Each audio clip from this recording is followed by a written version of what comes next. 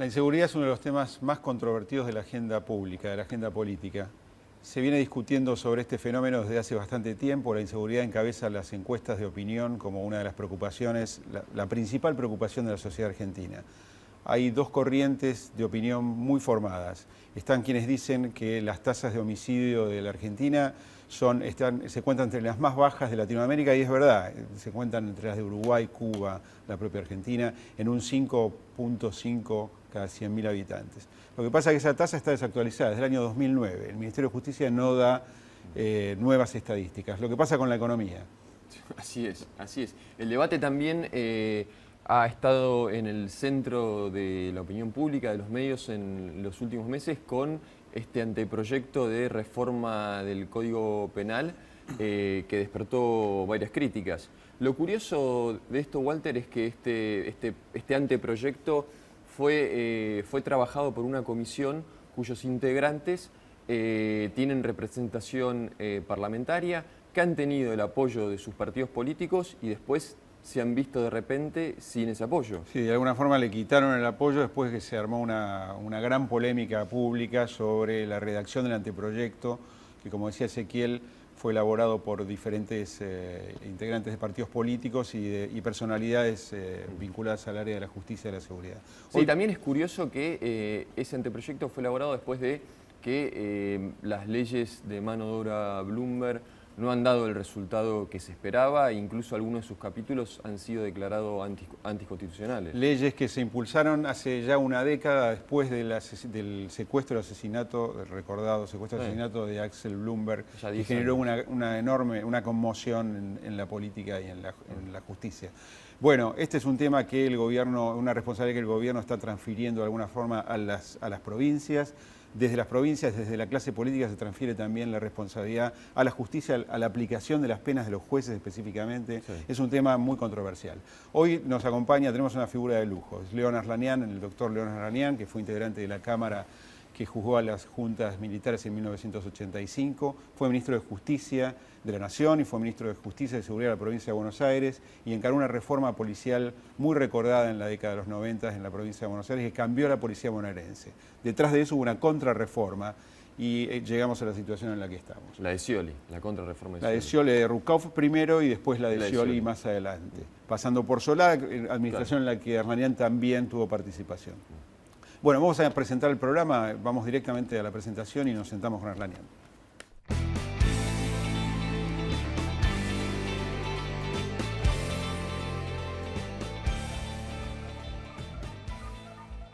Felices los que trabajan por la paz. Es el título con el que se conoció el último pronunciamiento de la Iglesia Católica Argentina. Los obispos eligieron un encabezado más bien neutro para caracterizar lo que llamaron un aspecto inquietante de la realidad nacional. Constatamos con dolor y preocupación que la Argentina está enferma de violencia, dijeron. Los obispos dicen que el delito aumentó en cantidad y agresividad y hablan de una violencia cada vez más feroz y despiadada. Mencionan el enojo y la indignación que la reiteración de estos hechos provocan en la sociedad, pero rechazan las reacciones de venganza o de justicia por mano propia. Cuestionan falta de objetividad y de respeto a la privacidad y al dolor en los medios de comunicación y las situaciones de exclusión social y de empobrecimiento estructural. Desde 2008 no se cuenta con información estadística sobre homicidios a nivel nacional. Aunque existe una muy alta disparidad según la región, la tasa de homicidios en la provincia de Buenos Aires en 2013 fue de 9.4 cada 100.000 habitantes. Representa un aumento del 8,2 en relación al 2012. Un informe de la Procuración General de la Corte bonaerense relevó 722 homicidios y 594 tentativas solo en el primer semestre de 2013. Apremiado por el recrudecimiento de la violencia del delito, el gobernador Daniel Scioli declaró en abril en la provincia la emergencia en materia de seguridad. A Scioli le va su futuro político en esa movida. Scioli dispuso el realistamiento obligatorio de 5.000 policías y guardiacárceles retirados y la incorporación de más de 40.000 agentes de seguridad privada a una red de prevención. Anunció una inversión de 600 millones de pesos para la compra de equipamiento. Además, adelantó propuestas legislativas para igualar las penas para las figuras de tenencia y deportación de armas y para limitar excarcelaciones. Propuso también debatir a nivel nacional un nuevo régimen penal juvenil. Su ministro de Seguridad, Alejandro Granados, es un firme promotor del concepto de tolerancia cero frente al delito. Prometió para fin de mayo una reorganización de la policía bonaerense en base a mayor presencia en las calles. 7.000 hombres patrullarán las 24 horas, 42 municipios. ¿El gobierno trabaja en un plan integral para hacer frente al fenómeno de la inseguridad? ¿Cómo afecta el narcotráfico en esta problemática? ¿Cómo direccionar el debate entre las posiciones garantistas y el concepto de la mano dura? Despejada la cuestión de la sensación de inseguridad, ¿el problema ha sido magnificado por los medios? Después del fracaso de las llamadas leyes Bloomberg, ¿penas más duras aseguran menos delito? Nos acompaña el doctor Aslanian, a quien presentamos hace un momento y no necesita demasiada presentación. Doctor, muchas gracias por estar acá. Gracias por invitarme. Un placer tenerlo. Queremos hablar de la problemática de la inseguridad, como hemos presentado, como hemos anunciado y como contaba el informe. Le quiero preguntar sobre la declaración de emergencia de seguridad del gobernador Scioli en la provincia de Buenos Aires. ¿Qué opinión tiene sobre esta decisión? No, es una decisión política, en realidad. Su utilidad está dada más que nada por la facilidad en la tramitación de adquisiciones de bienes para el pertrechamiento policial y situaciones de esa naturaleza. Pero nada más que eso, ¿no? Es decir, no le ve demasiada amiga. No, yo creo que hay, frente a fenómenos de violencia y a incremento de delito y demanda social, yo creo que los hombres de gobierno necesitan dar señales que comienzan por ciertas y determinadas acciones políticas y siguen por lo discursivo. Entonces, uno tiene que tamizar esto. Es obvio que el discurso que se impone en estas circunstancias es mostrar cuán comprometido y preocupado está un gobierno en combatir un fenómeno que la gente pide que sea contenido. Luego, a partir de ahí son palabras. Después habrá acciones y habrá que analizar el contenido de esas acciones, que es lo que en realidad importa. Ahora, ¿y por qué la gente pide que este fenómeno sea contenido? Cuando hay posiciones que sostienen que el fenómeno de la criminalidad está magnificado en la Argentina. Y cuando en la calle se ven otra problemática. Bueno, yo creo que la demanda de mayor seguridad tiene que ver con un incremento de ciertos fenómenos, en particular el delito violento, que preocupa a la opinión pública por su reiteración, por los incrementos de los índices, probablemente, y digo probablemente porque tampoco tenemos fehaciencia acerca de esto, y por su irrupción masiva en los medios de comunicación. Ustedes, bueno, nadie mejor que ustedes para saber cuál es el grado de impacto y de dedicación que los medios hacen o le dan a este fenómeno. De modo que a partir de ahí se trata de un fenómeno fuertemente instalado, en donde se necesita realmente mostrar acción y mostrar resultados. Ahora, para usted, doctor, entonces, ¿el problema es de los medios o los medios magnifican el problema? ¿Cómo lo definiría usted? Es de las dos cosas. Por un lado, tiene que ver con la realidad, con la fenomenología del crimen. ¿Se complejizó el crimen? Se complejizó. Hay una violencia significativa, hay proliferación de uso de armas de fuego, eso por un lado. Y por el otro lado hay tematización por parte de los medios de comunicación. Y esta tematización obviamente que incide también en la comunidad en términos generales. Ahora, si los medios cambiaran su punto de vista sobre la cuestión de la criminalidad, ¿el problema dejaría de estar o el problema permanecería? Una parte del problema creo que decrecería, que es el sentimiento de inseguridad en la comunidad. ¿Que usted cree que está incentivado? los medios lo reproducen, esto es evidente. Pero a ver, Pero lo reproducen, pero al mismo tiempo... basta ver, yo no condeno a los medios porque los medios publican las cosas que suceden. Tampoco voy a incurrir en la necedad de decir que las cosas suceden por culpa de los medios.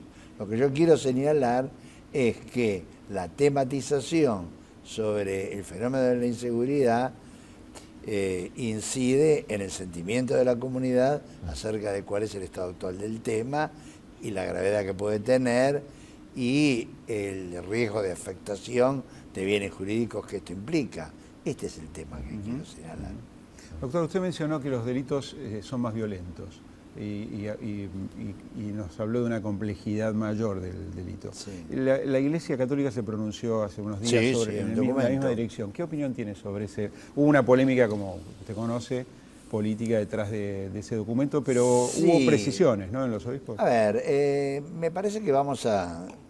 Lo curioso es que las dos partes tienen razón. Tienen razón los obispos en cuanto hablan de una violencia que crece en la sociedad.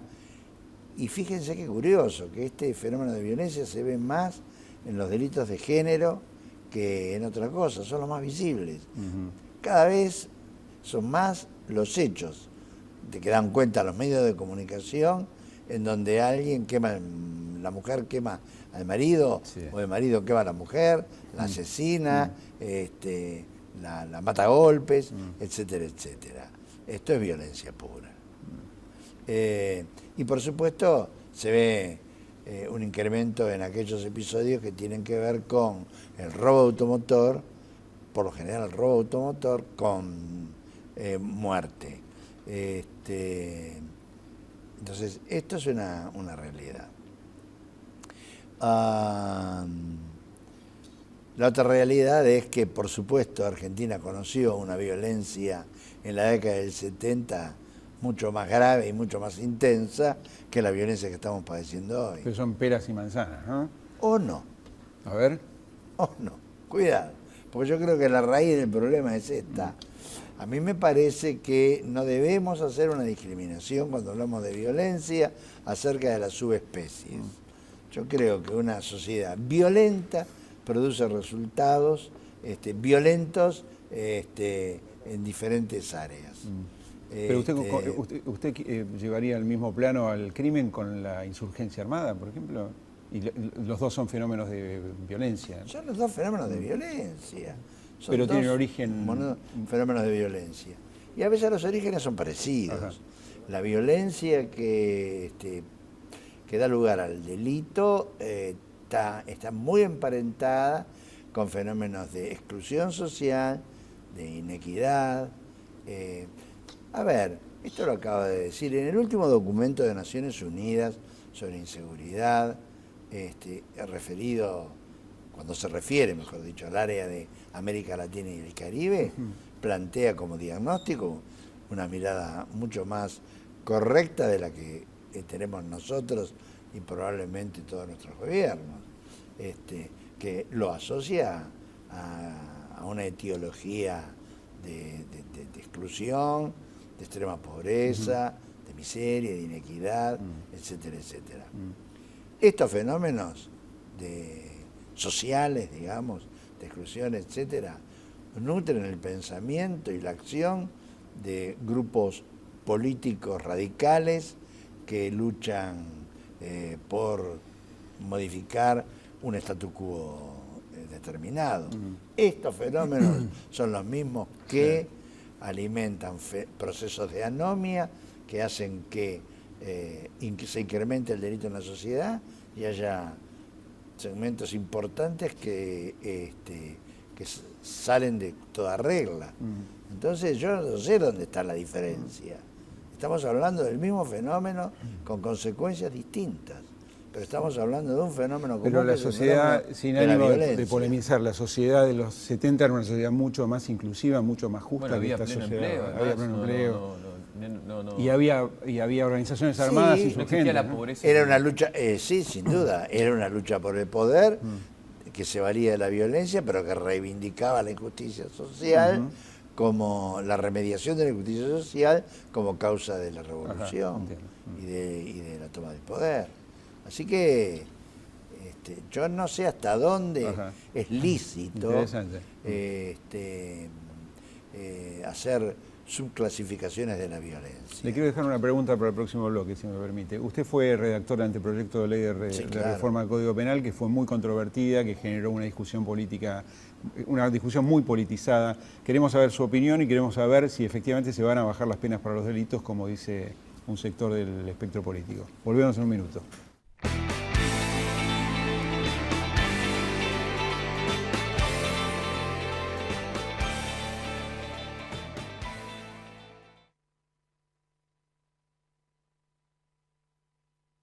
Yo volví a la escuela porque quiero un mejor futuro. Está bueno estudiar porque aprendes un montón de cosas nuevas. Volvé a la escuela. Es un programa del municipio de San Martín para que vuelvas a la escuela sin importar la edad que tengas. En 2013, 322 alumnos volvieron a la escuela. Este año ya son más de 1.500 los inscriptos. Animate vos también. Volvé a la escuela, te están esperando. Animate, te van a ayudar. Volvé a la escuela.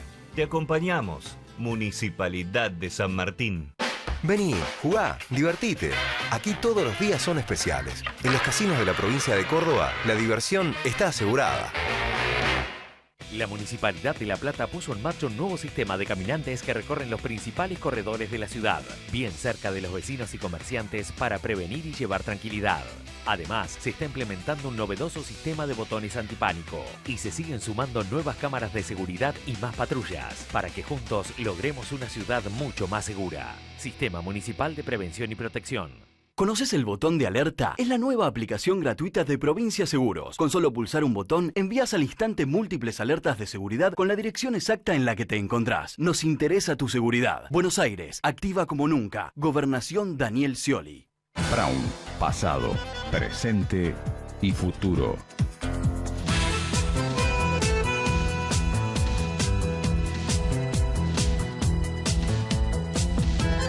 Almirante Brown, ciudad de las artes y las ideas.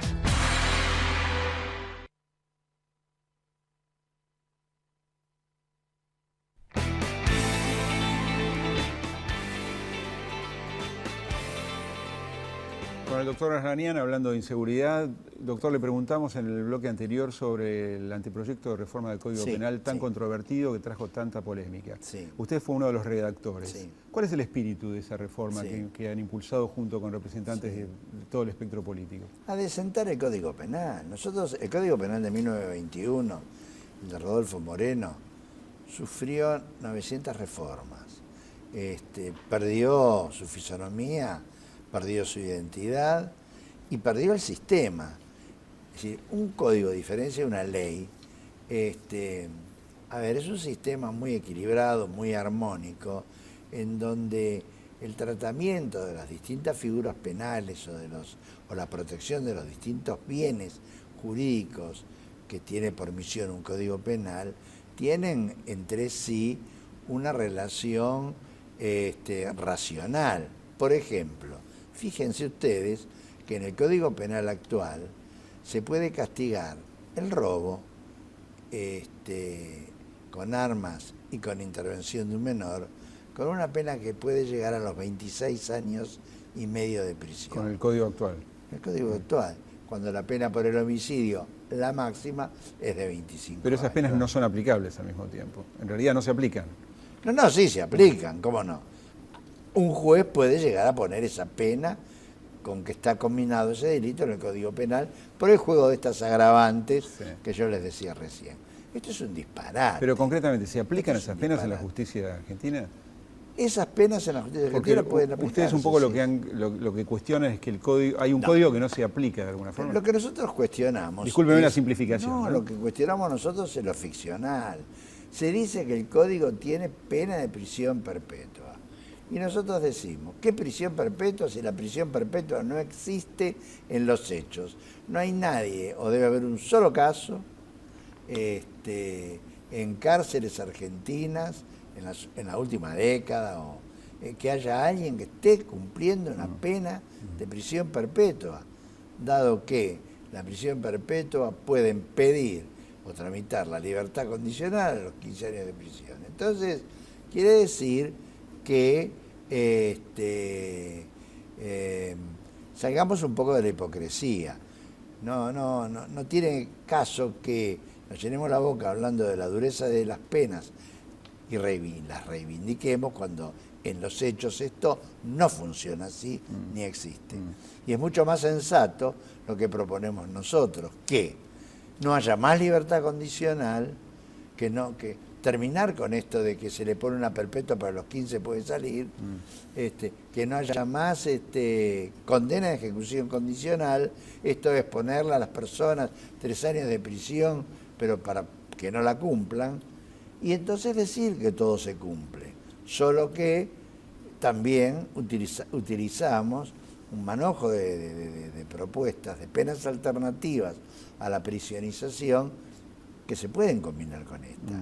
Es decir, una persona puede tener 30 años de prisión, pero a los 2/3, cuando lleva cumplidos 20, los últimos 10, puede ser sustituido por trabajos en favor de la comunidad en un cierto y determinado tipo de acción, de actividad. Una especie de provecho. Puede ser, sí, llamémoslo así, o puede tener prisión domiciliaria, o puede realizar prestaciones en favor de la víctima, etcétera, etcétera.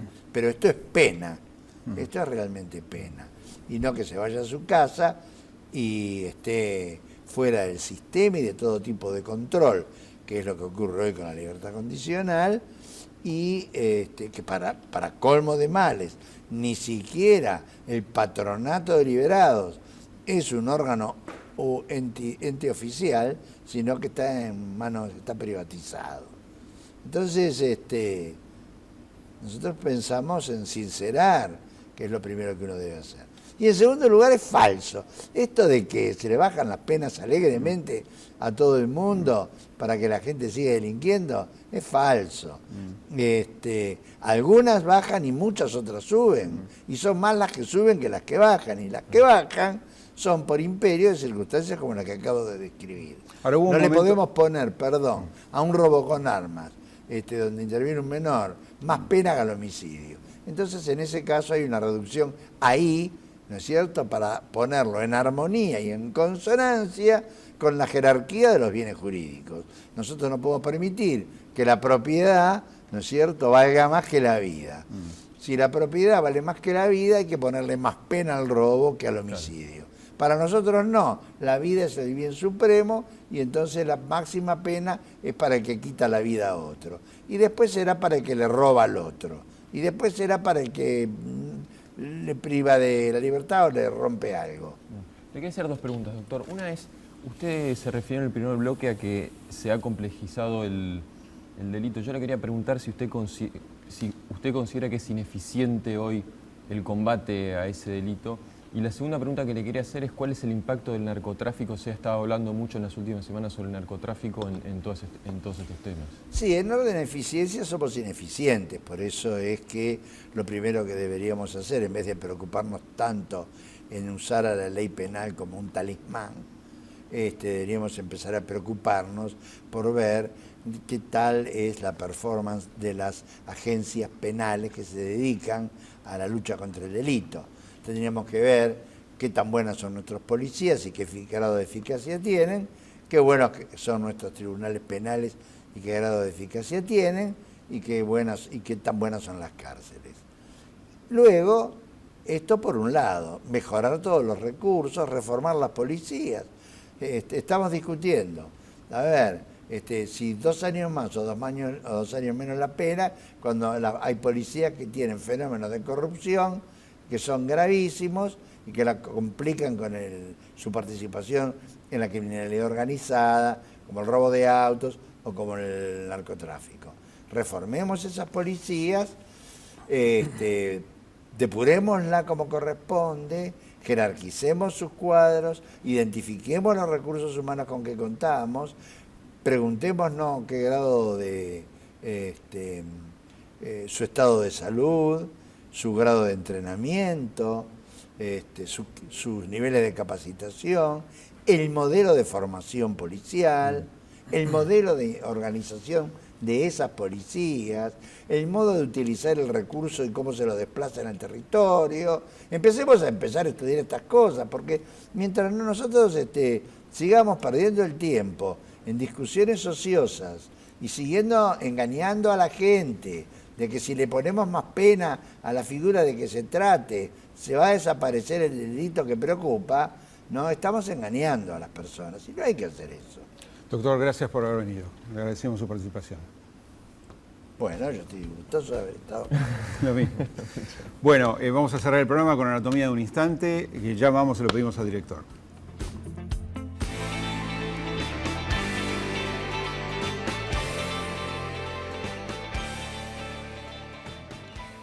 30 segundos para mostrar a Hillary Clinton y a la presidenta Cristina Kirchner en marzo de 2010. Fue la última visita de relevancia a la Argentina. Esta semana viene el viceministro de Energía, Daniel Ponman, a la Argentina. Va a visitar Vaca Muerta, el reservorio del que hablamos no hace mucho con Ezequiel en Divina Comedia, que es la gran esperanza de la Argentina, o al menos que ha puesto la dirigencia argentina hacia el futuro, ¿no? Viene con el presidente de Chevron, que firmó un acuerdo con el gobierno por $1.500 millones. ¿Qué saldrá de ahí? Nos vemos la semana próxima. Gracias.